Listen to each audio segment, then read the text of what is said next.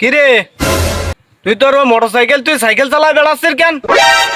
আর কইস নে বন্ধু, হেলমেট ছাড়া গাড়ি চালাইয়ে 3000 টাকা জরিমানা দিছি, তাইতে আমি ওই সাইকেল চালায় বেড়াচ্ছি, এতে তো আর হেলমেট লাগে না। ওরে পাগল, তুই তো হেলমেট ছাড়া গাড়ি চালাইয়ে 3000 টাকা জরিমানা দিছিস। আমি 20 বছর আগে হেলমেট ছাড়া গাড়ি চালাইয়ে সেই বত্ত কি আমার এখনো টাইনতে আই। তার মানে আব্বা আব্বা মানে 1000 টাকা দিতে আমি বন্ধু গিয়ে যাবো বেড়াতে।